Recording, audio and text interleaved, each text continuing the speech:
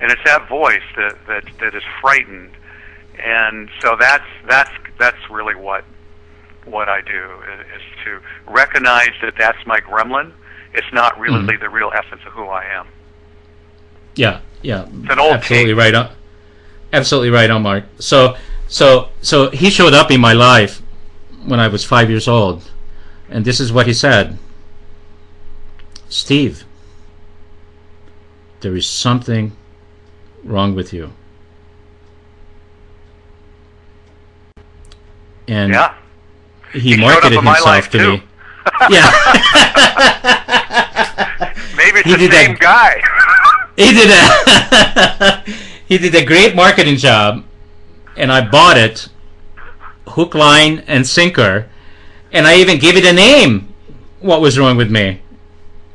And then, for the rest of my life, I tried to prove to the world that I wasn't the judgment that I made of myself.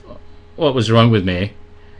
And then underneath, and I created this huge list, this huge carrot, that all these things that I had to do to prove to the world and to myself that I wasn't that.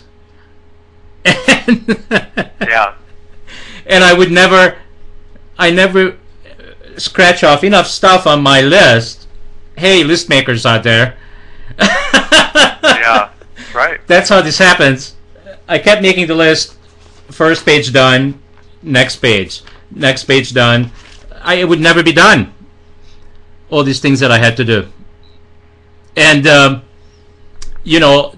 that stuff about what I didn't want to experience again, that hurt, that's what I later on called my button. And everybody has these buttons, and the best people that know how to push them are the people that we love. That's true. Especially your kids. Yeah. They're masters. Yeah, they button are. pushers. Absolute master. Oh yeah, I got a master's in button pushing. And it was free. I got a free education. I lived, there were no living expenses, got all the food I needed. Yeah, yeah. They're masters. So, the reason I brought this up, Mark, because I get how conscious you are and how you get this.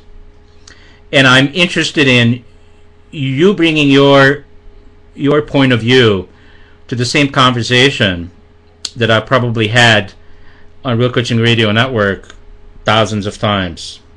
I'm committed to do this as long as it takes, and it will probably take to the end of my life until I take the last breath.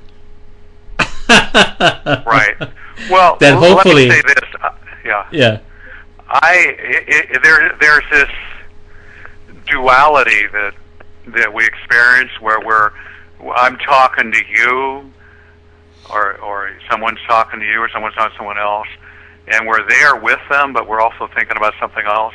Whatever we're doing, there's this part of us that resists totally being present. And I remember I once heard this man that had taken a vow of silence for 39 years, and the Alan Watts Foundation brought him over to Marin from India.